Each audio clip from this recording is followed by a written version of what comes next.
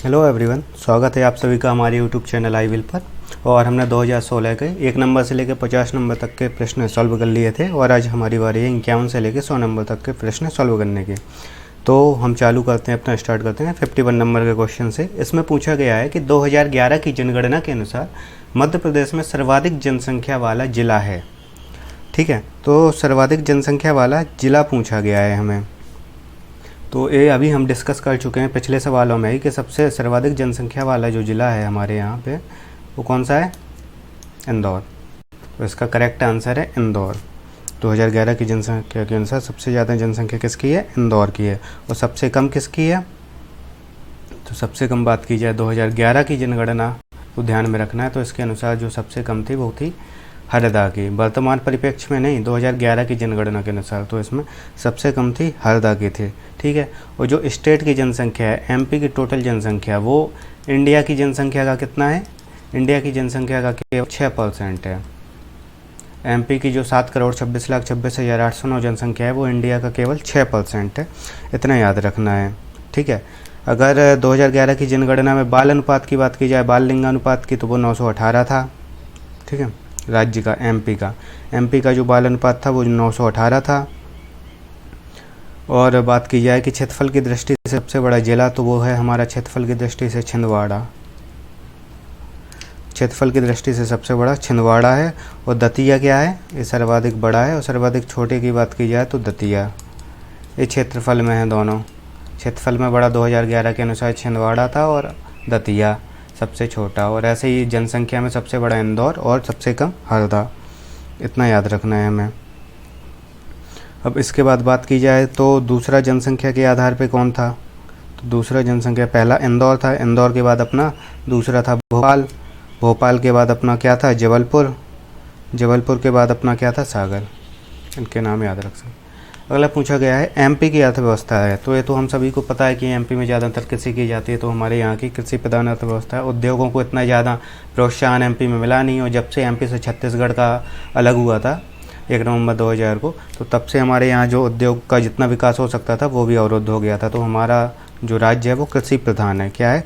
कृषि प्रधान है यहाँ पे अर्थव्यवस्था की। यहाँ की जो जलवायु है वो आपको पता है मानसूनी जलवायु पर डिपेंड करता है। मिट्टी भी बहुत प्रकार की पाई जाती हैं।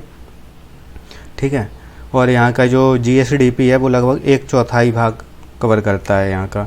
और यहाँ पे ज़्यादातर जो होता है वो क्या होता है? सोयाबीन एंड गेहूँ। क्या होता है? सोयाबीन और गेहूँ, इनकी फसल ज़्यादातर होती है एमपी में। ठीक है, इतना याद रखना है।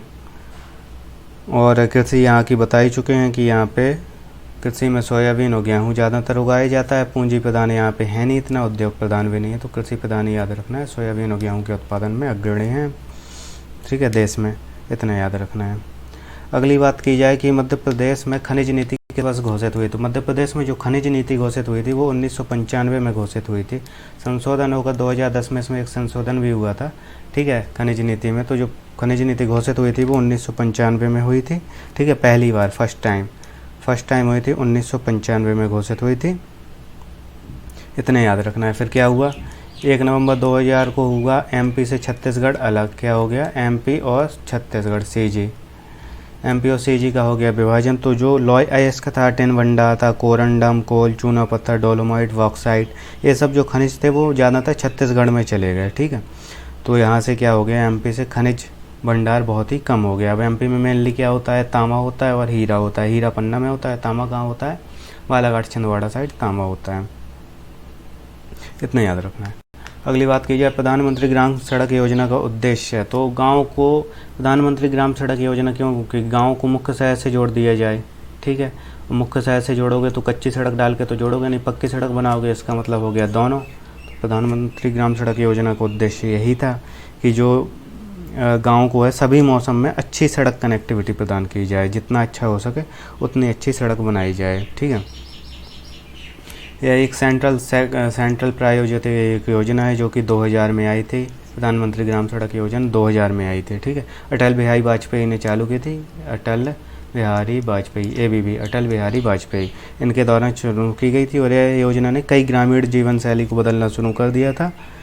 ठीक है, ऐसे याद रखना है। अगली सवाल की बात की जाए तो अगला सवाल हमसे पूछा गया है कि मध्य प्रदेश में औद्योगिक पिछड़ेपन का कारण क्या है। मध्य प्रदेश में ऐसी किन चीज़ों की कमी है जिसके कारण हम औद्योगिक रूप से पिछड़ गए। हमारे पास क्या नहीं, हमारे पास वित्त का अभाव है, बिल्कुल है, हमारे पास रुपए, एमपी को बीमारू राज्यों में काउंट किया जाता था तो वित्त का अभाव था। शक्ति ऊर्जा का अभाव, हमारे यहाँ पर जो हाइड्रो इलेक्ट्रिक पावर प्लांट थे वो नहीं थे इतने ज़्यादा, ठीक है, शक्ति के लिए। और जो कोयला था वो कोयला का उत्पादन इतना ज़्यादा नहीं था। सिंगरौली की जो खाने वो इतना ज़्यादा उत्पादन नहीं करते थे। कच्चे माल का, रॉ मटेरियल का भी अभाव था, रॉ मटेरियल ही नहीं था, तो हम किस चीज़ के कारण अपने आप को औद्योगिक रूप से सशक्त बना पाते। इसलिए तीनों चीज़ें होने के कारण उपर्युक्त सभी, ठीक है। अपर्याप्त पूंजी संचय भी आप मान सकते हो। यहाँ पे जो एग्रीकल्चर का था वो भी परफॉर्मेंस पहले बहुत ख़राब रहा है, तो ये सभी रीजन थे। 1024 किलोबाइट बराबर होते हैं, तो 1024 किलोबाइट बराबर होते हैं 1 मेगाबाइट के। 1 मेगाबाइट में 1024 किलोबाइट होते हैं। 1 मेगाबाइट में 1024 किलोबाइट होते हैं। 1024 बाइट हैं ये होते हैं 1 किलोबाइट, 1 केबी। 1 केबी में होते हैं 1024 बाइट, ठीक है। और 1 मेगाबाइट में 1024 किलोबाइट। फिर 1 गीगाबाइट की बात की जाए तो 1 गीगाबाइट में होते हैं 1024 मेगाबाइट, ऐसे याद रखते हैं। मेगा के बाद आता है 1 टीबी, 1 टेराबाइट। 1 टेराबाइट में होते हैं 1024 गीगाबाइट। और टेराबाइट के बाद आता है 1 PB, 1 petabyte. 1 petabyte, 1 peta, sorry PT, 1 PT. 1 petabyte में होता है 224 टीबी। ऐसे ही इनकी संख्या इंक्रीज होती जाती है, ठीक है। पूछा गया है एक्सेल स्प्रेडशीट की मूल इकाई जहाँ पर डाटा एंट्री की जाती है कहलाती है। तो एक्सेल में आपने देखा होगा कि रो और कॉलम को मिला के ऐसी लाइनें बनी होती हैं, ये रो और कॉलम है। इनकी संख्या होती है 256 गुणे 65,536। ये भी आपसे पूछा जा सकता है, ठीक है। 256 रो और 256 कॉलम और 65,536 रो। तो इतना याद रखना। इनके बीच में ये जो डिब्बा बन रहे हैं अभी जगह, ये डिब्बा बना, ये डिब्बा बना, ये डिब्बा, इनको बोलते हैं सेल। क्या बोलते हैं? सेल, ठीक है। सेल को ही सिलेक्ट किया जाता है एक्सेल स्प्रेडशीट में। तो इनकी संख्या 256 गुणा 65,536, ये 2 कॉलम की संख्या है, ठीक है। तो इसको क्या बोलते हैं? हम सेल बोलते हैं इसको, सेल। अब जो सेल होता है, सेल तो ये बन गया है। सेल का क्या है? पर्टिकुलर एक एड्रेस होता है, उस एड्रेस को हम कमांड देकर लिखते हैं, और ताकि इसमें हम क्या कर सकें, एक्सेल स्प्रेडशीट में काम कर सकें। उसमें क्या कर सकें हम? एडिशन कर सकें, मल्टीप्लिकेशन कर सकें, ठीक है, सब्सट्रैक्शन कर सकें, ये सब कुछ भी किया जा सके। अगला सवाल है कि गूगल ने किस वेब ब्राउज़र को विकसित किया, ठीक है। पूछा है गूगल ने किस वेब ब्राउज़र को विकसित किया था। तो गूगल का कौन सा चलता है? इंटरनेट एक्सप्लोरर अलग ही चलता है। मोजिला फायरफॉक्स, मोजिला का फायरफॉक्स चलता है। सफारी अपने आप में चलता है। गूगल का क्रोम है, क्रोम आप चलाते हैं, गूगल क्रोम उसका नाम होगा, ठीक है। तो गूगल क्रोम आपने चलाया होगा, तो ये वेब ब्राउज़र है। गूगल ने किसको विकसित किया? गूगल क्रोम को। माइक्रोसॉफ्ट है वो इंटरनेट एक्सप्लोरर, माइक्रोसॉफ्ट के इंटरनेट एक्सप्लोरर। मुझे जो फायरफॉक्स है मोजिला का, मोजिला फायरफॉक्स। सफारी की बात की जाए तो यह है एप्पल सफारी। तो एप्पल का सफारी, मोजिला का फायरफॉक्स, माइक्रोसॉफ्ट का इंटरनेट एक्सप्लोरर और गूगल का क्रोम, गूगल क्रोम, ठीक है। इस प्रकार से हमारा ये हो गया। अगला हमसे सवाल पूछा गया है कि विप्रो कंपनी के प्रमुख कौन है। तो विप्रो कंपनी के जो प्रमुख इस ऑप्शन के हिसाब से 2016 के हिसाब से लगाएं तो अजीज प्रेमजी इसका करेक्ट आंसर था, ठीक है। और विप्रो क्या है? भारतीय बहुराष्ट्रीय निगम है जो सूचना प्रौद्योगिकी, परामर्श, व्यवसाय प्रक्रिया सेवाओं को प्रस्तुत करता है। इसका जो हेड क्वार्टर है विप्रो का वो है बेंगलोर। तो बेंगलोर कहाँ है? केटी, कर्नाटका। बेंगलोर कहाँ है? कर्नाटका में, ठीक है। अजीज प्रेमजी इनकी बात की जाए। रतन टाटा, तो रतन टाटा की तो आपको पता ही है, टाटा कंपनी इनकी। अनिल अंबानी की रिलायंस हो गया, तो टाटा कंसल्टेंसी, TCS हो गया इनका, टाटा कंसल्टेंसी सर्विस। आदित्य बिड़ला की आइडिया की आप बात कर सकें, ठीक है। उस समय के 2016 के पेपर के हिसाब से सारे आंसर्स हैं इसके। कंप्यूटर में फैलने वाला वायरस है, तो ये कंप्यूटर में फैलने वाला वायरस है। रिपीटेड क्वेश्चन चल रहे हैं सारे, ये रिपीटेड है, ये रिपीटेड है, और ये वाला भी रिपीटेड था, ये एक्सेल स्प्रेडशीट है, भी रिपीटेड क्वेश्चन है। तो ये यहाँ पे इसी पेज में 4 से 5 क्वेश्चन रिपीटेड हैं, जो कि आपको 2017, 18, 19 के पेपर में आराम से मिल जाएंगे। कंप्यूटर में फैलने वाला वायरस कंप्यूटर प्रोग्राम होता है, ठीक है। यह क्या करता है कि 2 होस्ट होते हैं, होस्ट से होस्ट तक फैलने के लिए भेजा जाता है, और इनमें क्या होता है, खुद को मल्टीप्लाई करने की क्षमता होती है। ये क्या करते हैं? अपने आप को मल्टीप्लाई, मतलब दोहराते हैं खुद को, में दोहराते हैं और अपने नंबर काउंटिंग बढ़ाते रहते हैं ताकि सिस्टम को और ज़्यादा स्लो किया जा सके। ठीक है, तो वायरस क्या हो गया, एक कंप्यूटर प्रोग्राम हो गया। इसकी डिटेल हम पहले भी बहुत सारी डिटेल दे चुके हैं, तो आप उनके नाम भी, वायरस के क्या क्या नाम होते हैं, आई लव यू क्या है, ये भी वायरस का नाम है। तो ऐसे आपको इसकी डिटेल पुराने वीडियोज़ में मिल जाएंगी, तो वहाँ जाके आप वीडियो को देखिए, लाइक कीजिए, शेयर कीजिए, सब्सक्राइब कीजिए अगर आपको अच्छा लगता है। स्पैम किस विषय से संबंधित है, तो स्पैम किस विषय से रिलेटेड होगा, ऑब्वियसली कंप्यूटर अपनी ईमेल आईडी जो होती है, आपने ईमेल आईडी खोली होगी, तो जीमेल आईडी है या ईमेल आईडी है, उसमें आपने एक स्पैम नाम का फोल्डर देखा होगा। तो अवांछित जो भी ईमेल होते हैं, जंक ईमेल्स होते हैं, क्या होते हैं, जंक ईमेल। तो जंक ईमेल को रखा जाता है, जंक ईमेल जिसको क्लैरिफाई नहीं किया जाता कि ये ईमेल सही कि नहीं, उसको स्पैम में रख दिया जाता है या जंक ईमेल में भेज दिया जाता है। ठीक है, तो इतना आप याद रख सकते हैं। इसमें हमने बहुत सारे शब्द बताए थे, स्पैम के अलावा फिशिंग भी बताया था आपको, फिशिंग को भी आप याद रख सकते हैं। ठीक है, स्पैम में क्या हो सकता है, स्पैम में वायरस भी हो सकते हैं या एडवेयर भी हो सकते हैं। अगर ये पूछ लिया जाए कि स्पैम में वायरस या एडवेयर हो सकते हैं, तो बिल्कुल हो सकते हैं। वायरस और एडवेयर आदि से भी स्पैम हो सकता है या स्पैम फैल सकता है। कौन सा एक सर्च इंजन है, तो अगर सर्च इंजन की बात की गई है तो सर्च इंजन हमारा इनमें से कुकीज़ तो है नहीं, कुकीज़ क्या है, पैकेट्स भी नहीं है, बाइडू। ये भी हम आपको बता चुके हैं, ये भी रिपीटेड क्वेश्चन है कि एक सर्च इंजन है, तो सर्च इंजन जो है वो बाइडू है। बाइडू की खोज कब हुई थी, 2000 में, सन 2000 में बाइडू सर्च इंजन बनाया गया था। ठीक है, INC द्वारा, अगर कंपनी पूछी जाए तो इनके द्वारा विकसित, चीनी, चाइना का है बाइडू, कहाँ का है, चाइना का सर्च इंजन है बाइडू। ठीक है, तो बाइडू के बारे में इतना याद रखना है। पैकेट्स क्या होता है, यह होता है कि जो कंप्यूटर डिवाइस होती है, कंप्यूटर डिवाइस से दूसरे, एक कंप्यूटर या डिवाइस से दूसरे नेटवर्क पर भेजे गए डेटा का एक खंड होता है, एक पार्ट होता है, उसको संदर्भित करता है। ठीक है, जो कुकीज़ होता है, कुकीज़ तो आपको पता है कि कुकीज़ आपके मोबाइल में भी आता रहता है कि क्लियर कुकीज़ कीजिए आप। ठीक है, कुकीज़ आपकी जानकारी बना लेता है। आपने कोई चीज़, जैसे कोई साइट चलाई, तो कुकीज़ उसकी जानकारी बना लेगा अगली बार, ताकि आपको वो वेबसाइट विजिट करनी हो तो आपको आसानी हो सके और आपको वही शो किया जाए। अगली बात आती है, तो अगले सवाल पे हम जाते हैं। उसमें पूछा गया है वीडियो कॉन्फ्रेंसिंग हेतु निम्नलिखित में से कौन सा डिवाइस अनिवार्य है। तो वीडियो जो कॉन्फ्रेंसिंग होगी, तो वीडियो कॉन्फ्रेंसिंग हेतु कौन सा डिवाइस मस्ट चाहिए होगा। ठीक है, तो वीडियो कॉन्फ्रेंसिंग हेतु क्या चाहिए होगा, वेबकैम जरूर चाहिए होगा। माउस की तो ज़रूरत है नहीं, स्कैनर की भी ज़रूरत नहीं है, प्रिंटर की भी ज़रूरत नहीं है, वेबकैम होना चाहिए। वेबकैम होगा तभी तो आपकी जो चांद जैसा मुखड़ा है वो तो दिखाई देगा ना, तो इसलिए इसमें वेबकैम होने की ज़रूरत है। ठीक है, प्रिंटर इनपुट डिवाइस है, स्कैनर क्या करता है, स्कैन कर लेता है। माउस क्या है, इनपुट डिवाइस है। HTTP का पूरा नाम क्या है, ये पूछा गया है कि HTTP का पूरा नाम क्या है। HTTP का पूरा नाम होता है हाइपर टेक्स्ट ट्रांसफ़र प्रोटोकॉल। क्या होता है, हाइपर टेक्स्ट ट्रांसफ़र प्रोटोकॉल।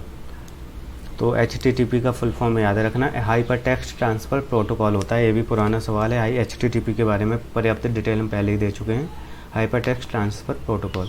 अब पूछा गया है कि SC/ST नियम 1995 की किस धारा के अंतर्गत जिला स्तरीय सतर्कता और मॉनिटरी समिति के गठन की बात की गई है। ठीक है, जिला स्तरीय समिति और मॉनिटरी गठन की बात की। ठीक है, तो इसमें पूछा गया है कि SC/ST जनजातीय नियम 1995 की निम्नलिखित में से किस धारा के अंतर्गत जिला स्तरीय सतर्कता मॉनिटरी समिति के गठन का बंद किया गया है।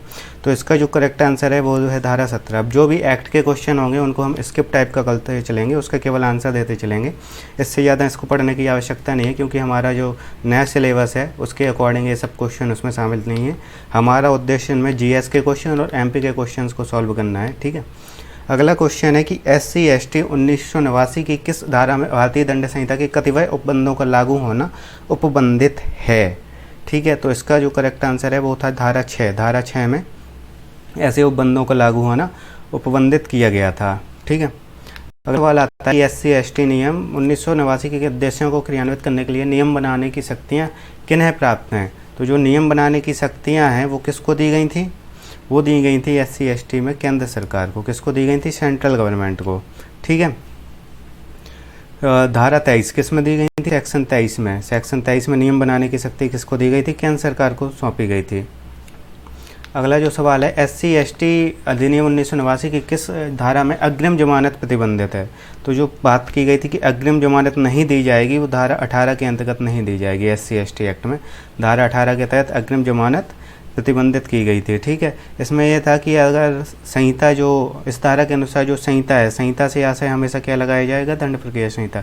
धारा 438 की कोई बात इस अधिनियम के अधीन कोई अपराध करने के अभियोग पर किसी व्यक्ति की गिरफ्तारी के किसी मामले के संबंध में लागू नहीं होगी। मतलब जो धारा 438 के तहत गिरफ्तारी है, उसमें जो अग्रिम जमानत का प्रावधान है वो यहाँ पर लागू नहीं होगा। धारा 18 के तहत उसे अग्रिम जमानत नहीं दी जाएगी।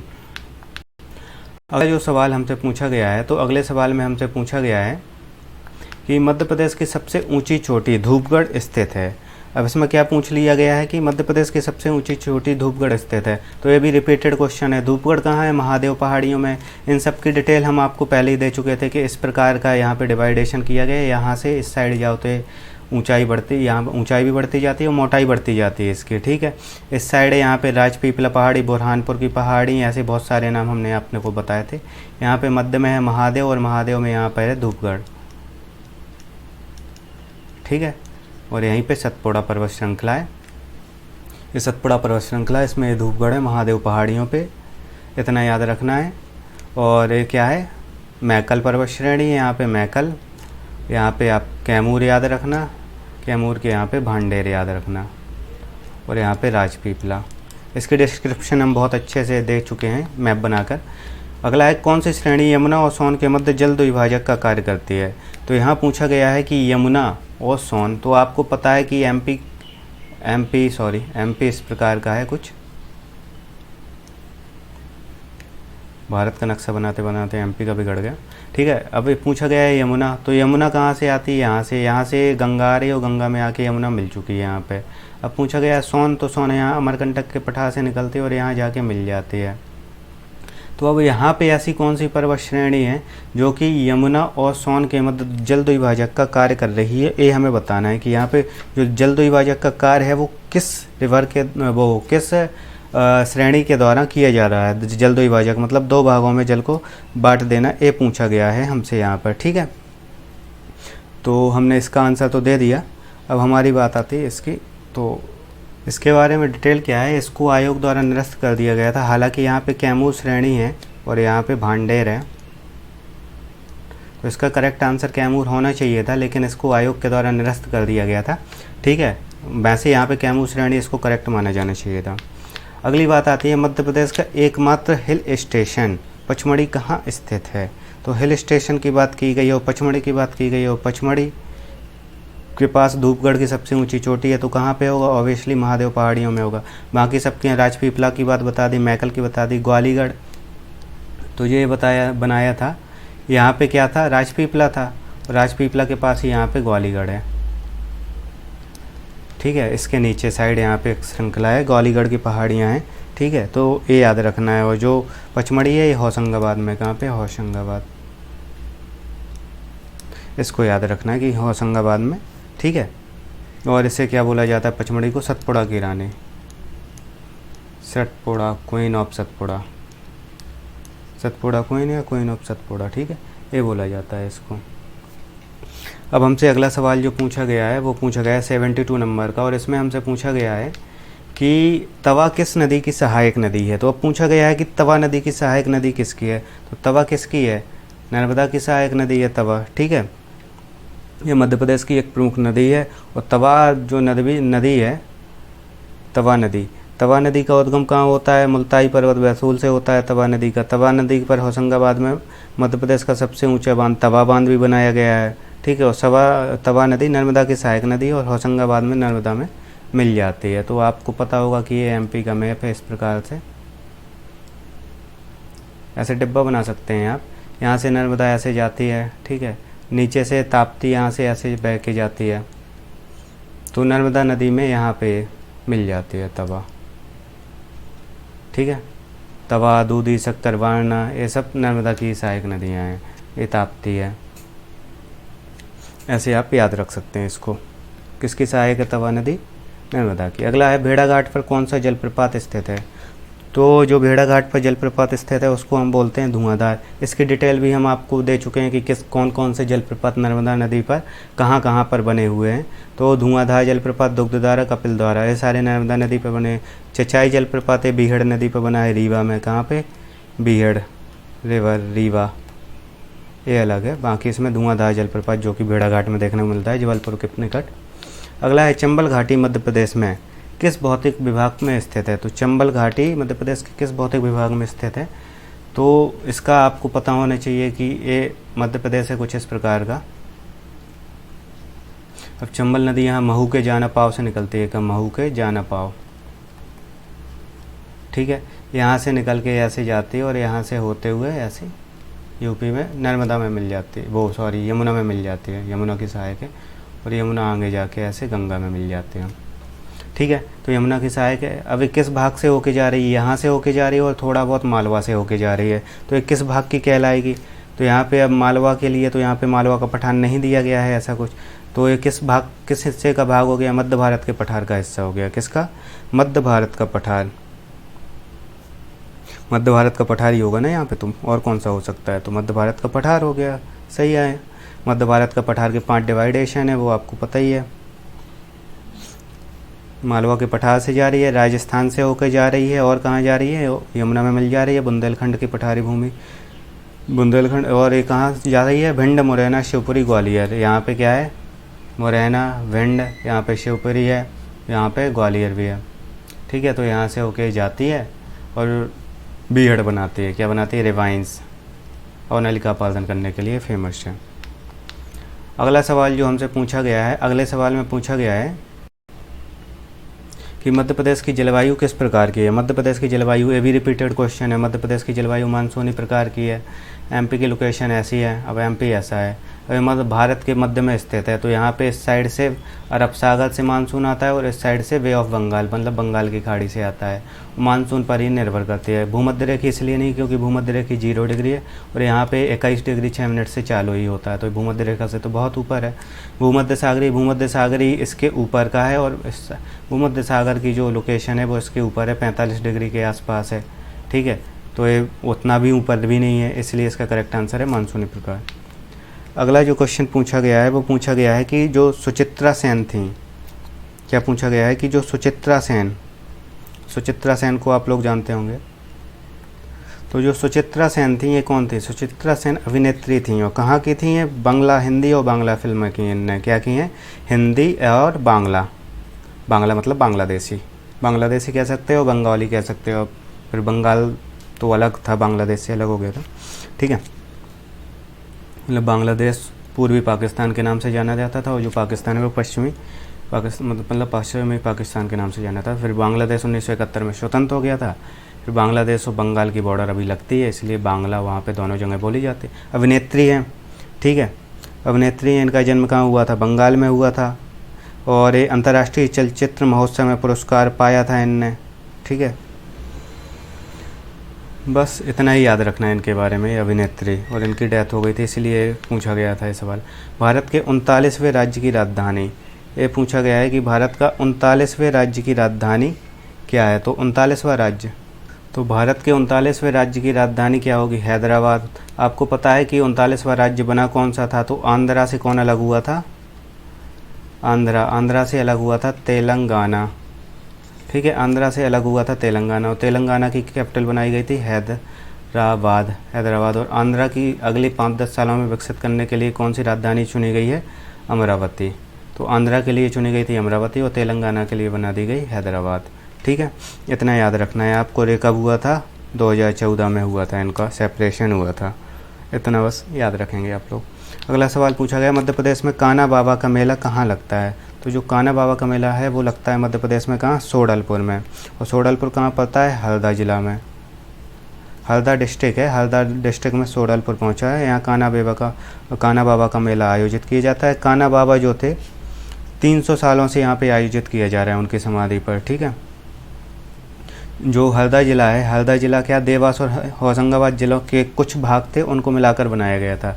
ऐसे सोडलपुर जो पहले था, सोडलपुर पहले होशंगाबाद के अंतर्गत आता था, लेकिन इसलिए कहीं कहीं पे क्या है कि जो मिलता है वो होशंगाबाद भी मिल जाता है कान्हा बाबा का मेला, ठीक है। लेकिन वर्तमान में जब से ये डिवाइडेशन हो गया है उसके बाद ही हर डिस्ट्रिक्ट में आता है, तो इतना याद रखना है। 78 हो गया। 79 नंबर का हमारा जो सवाल है इसमें हमसे पूछा गया है कौन सा पर्यटन स्थल 79 पूछा गया है कि उदयगिरी की गुफाएं मध्य प्रदेश में कौन से ज़िले में हैं। क्या पूछा गया है कि उदयगिरी, तो उदयगिरी की गुफाएं हैं जो मध्य प्रदेश में, वो कहाँ पे हैं? उदयगिरी है हमारा विदिशा में, विदिशा ज़िले में उदयगिरी की। और यहाँ पे कितनी गुफाएं हैं? 20, मतलब 20 गुफाएं हैं।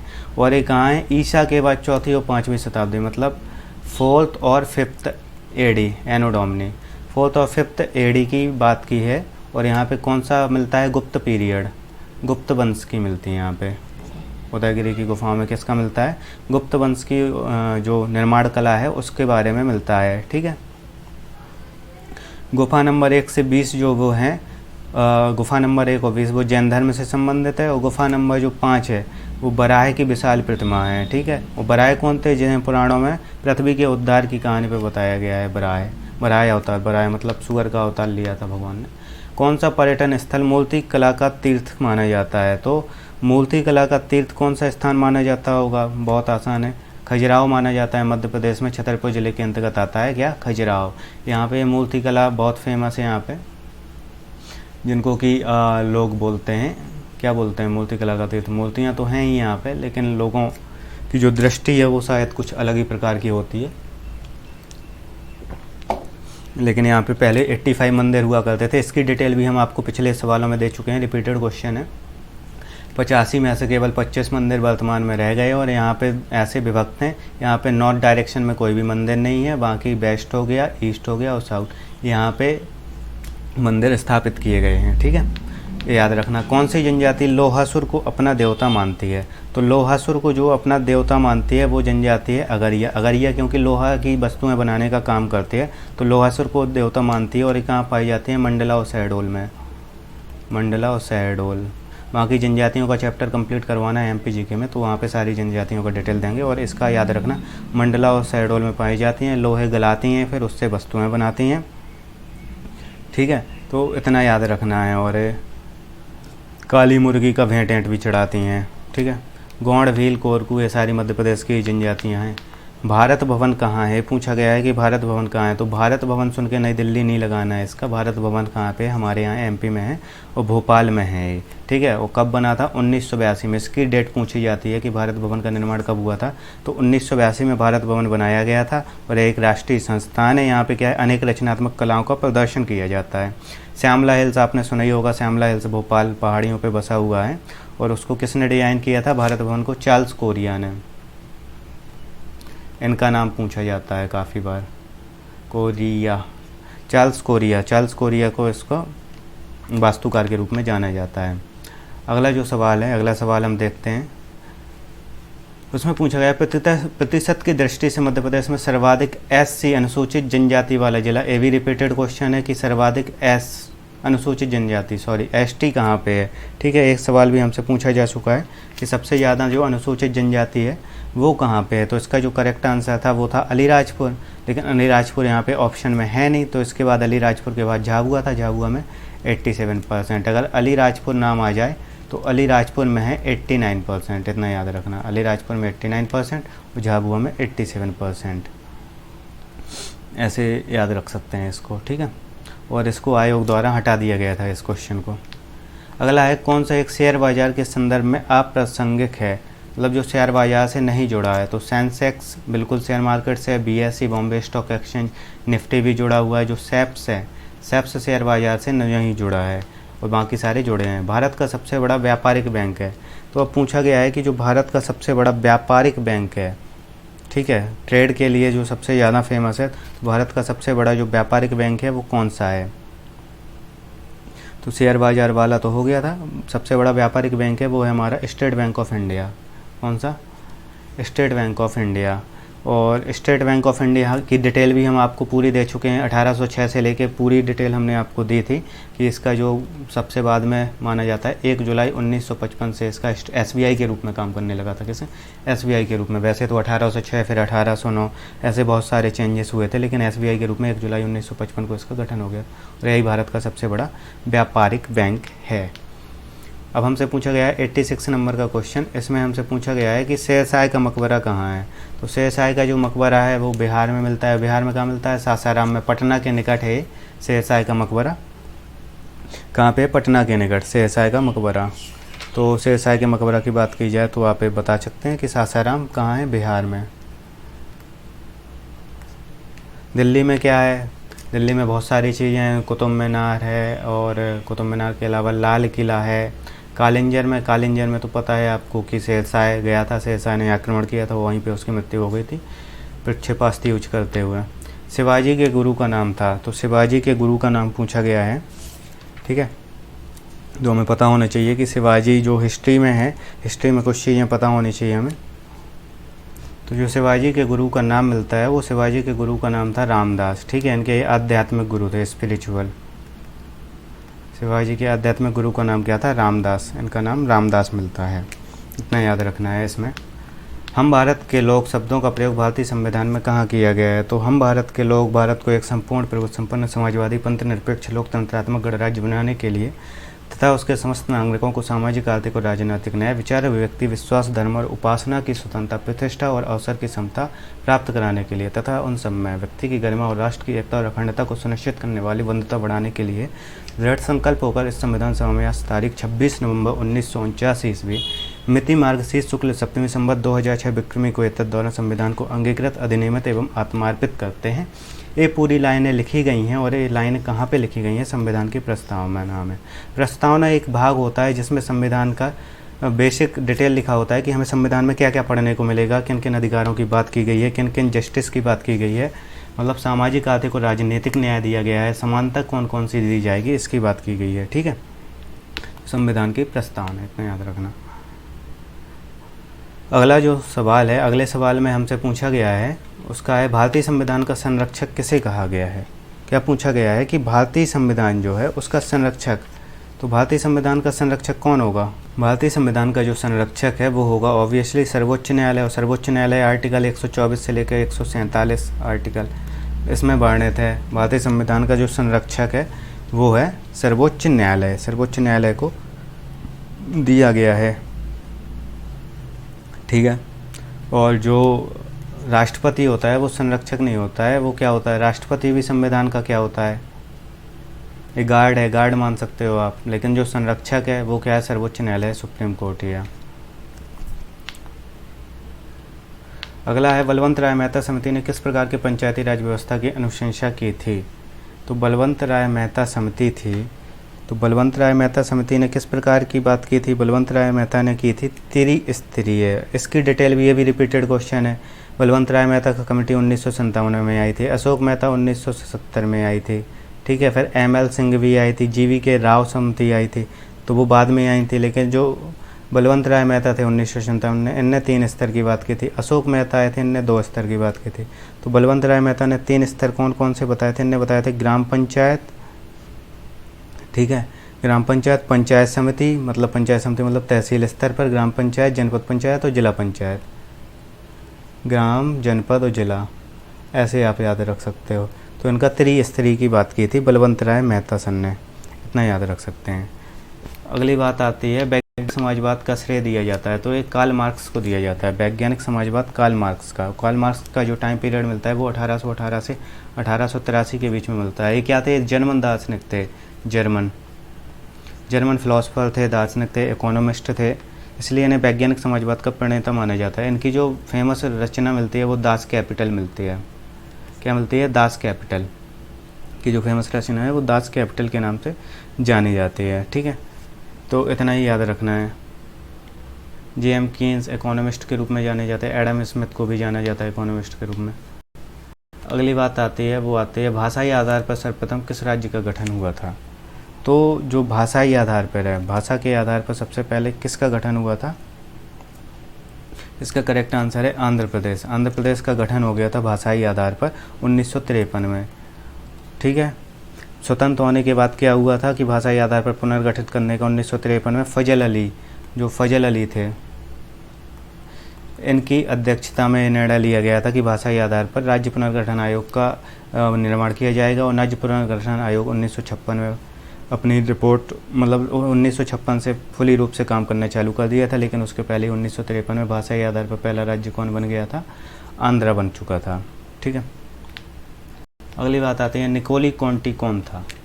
तो निकोलो कॉन्टी की बात की गई है। निकोलो कॉन्टी के बारे में सबने सुना है।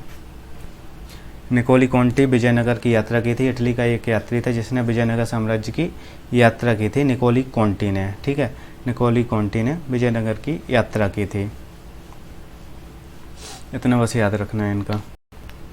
क्रिकेट का मक्का किस मैदान को कहा जाता है? तो लॉर्ड्स को कहा जाता है। लॉर्ड्स क्रिकेट ग्राउंड कहाँ है?